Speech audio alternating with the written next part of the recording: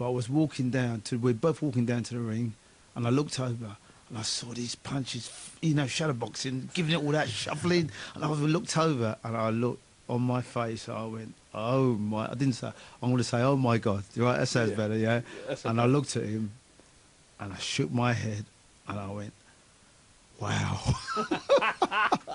But I don't know if it was fear or what, but I rose to the occasion. You did rise to the occasion. Yeah, I rose to the occasion. You pushed him, and yeah. he's on record as saying that, you know, you really did push him. You gave him a fight, mate. Yeah, we had a great fight.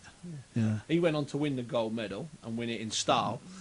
He wanted to become a superstar. You turned pro later that. You turned pro with Mickey Duff and Co. and Lawless and stuff. I did, yeah. Yeah, yeah, I did. Yeah. So did you train over at the Royal Oak with all of them, or did you do a lot of your training still in South London? No, I stayed in South London. I had my own thing going on. Yeah. You know, I was, you know, being successful, training hard. Yeah. I went over to George Francis a few times to spar with Cornelius Bose Edwards and whoever was there. Yeah. You know, whoever was there. Yeah. And that was good sparring sessions. But you didn't feel like you had to go over there? No. It's a big upheaval, man. Well, it was at the time. The journey was long, and you know, and I felt I was fairly confident in myself that I knew enough to sort of look after myself and win titles. And win titles you did. Your first title, Colin Powell's old 15-round distance. That's how long ago it was, Colin Powell. Yeah. You only fought Colin Powell 38 times. What an opponent. I mean, I'll take my hat off to him. That was one hard... He was a hard man. Yeah, hard man, yeah. And, you know, we had a personal thing going on between us. You know, it wasn't in the papers. Did you get on with him or not? He never gave me the opportunity to get on with him. Oh, okay. But we had our we sorted it out in the ring. Yeah, we sorted it out in the ring, and we had two magnificent fights. Now, working through, I mean, you lost a British title fight to Terry Marsh, which I can remember. That was at Shoreditch. One of the last fights at Shoreditch Town, that was, if I'm not mistaken. Yes, it was. Yeah. If it wasn't the last, it was one of the last. I know that much. And you went your last fight. You went out to Spain and lost the European title fight. That's right. But it's that consistency of 10 years, 1979 to 1989, about 15 or 16 proper title fights, but no world title fight. How did that happen, Clinton? How can you be at the top for 10 years, beating the best Brits, the best Europeans, losing to some of the best Brits, and still not fight for a world title? I really don't know. I can't explain that. I can't explain it. Even to this day, I don't know why. I never got a world title shot. I would have loved to have had a world title shot. I mean, I was there. It was my space. No, you were there. I mean, I sort of marvel at it. I sort of struggle to get my head around it. It's very frustrating. And does that make you sometimes frustrated now when you watch some of the modern British fighters, or is it with you, their fighters let them get a living? No, their fighters let them get a living. I've got no... Correct answer, Clinton. Yeah, I don't feel no pain that way. I know what I did, and I'm happy with that. Obviously, I would like to have fought for a world title. That's my only regret. And I feel there's a lot of those fighters from the late 70s, even our world champions from the time, still don't get the credit they're due. You know, from Jim Watt maybe, but Conte, you know, he has to go to work. John H. Strace, he has to work all the time. Charlie's was working. I think he's working on the bins in Hackney Council. So that's the guys from the 70s, and I think a lot of you guys from the 80s, good fighters. I still feel you're a bit short. You need a bit more recognition. Clinton, sit there. I've just got to read out a couple of emails now. Okay. I asked people, Clinton. You can think about this whilst I'm reading them out. I asked people to send me in their list or their name of fighters that fought too long. Now, loads of names were mentioned. Roberto Duran was mentioned. Giles, a guy called Giles, sent me an email. He said he knocked out a horse, he beat Cuevas Leonard, and then he retired at 50, but he went on too long. Sogo play on East Side Boxing, also named Duran, as did Jim Kelly on East Side Boxing. Duran, by the way, fought from 1968 to 2001, 119 fights. Martin Wilmer, he put in Ken Norton. I'm not quite sure I agree with you there, Martin, although Ken did look a bit shot towards the end. Vano Irons on ESB and dozens of others.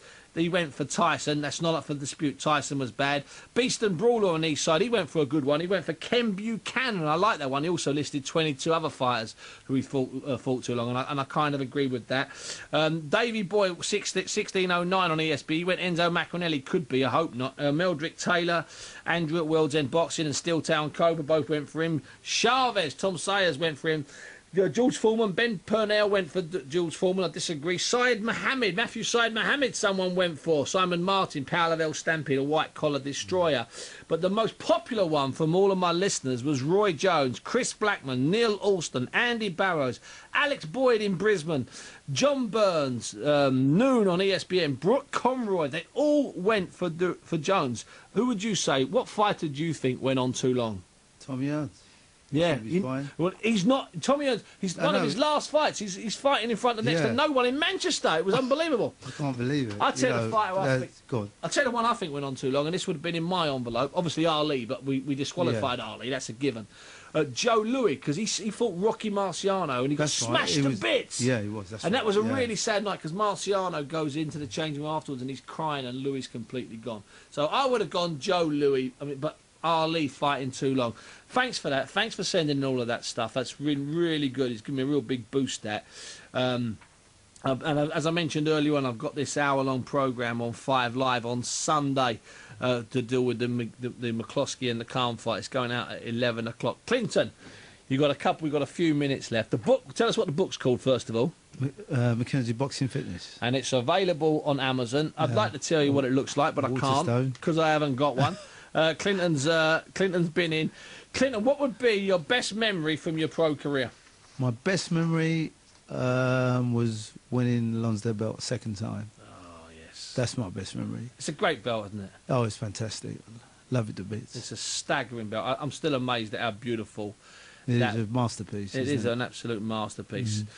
Clinton, it's been an absolute pleasure having you on the show, and I mean that, brother. And I'm sorry Ron Bodie nicked us 5 minutes from us. It's been great talking to you, and I think we should make this about twice a year thing. Get you in. I enjoy it. I'd love to come in again. Yeah, it's been a pleasure. Listen, give my regards to all your brothers and cousins, because I seem to know so many of them, brother, over the years. It's just the way it works. Now, you've been listening to Steve Bunce on BBC London 94.9. It's been the Boxing Hour, the award-winning Boxing Hour, and I've got to thank everybody because our listen again figures are staggering.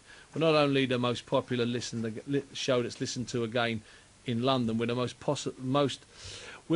popular show that's listened to again anywhere about anything on the BBC regions.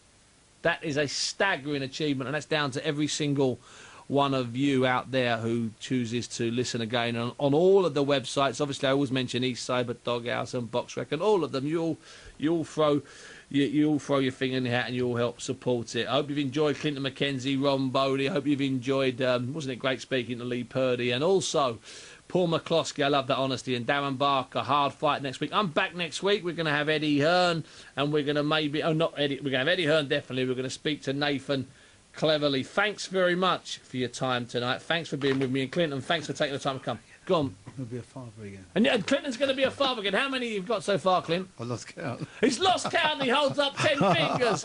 That's Clinton McKenzie. I'm Steve Bunce. This is BBC London 94.9. The scrum follows very shortly. Thanks very much for listening, and adios.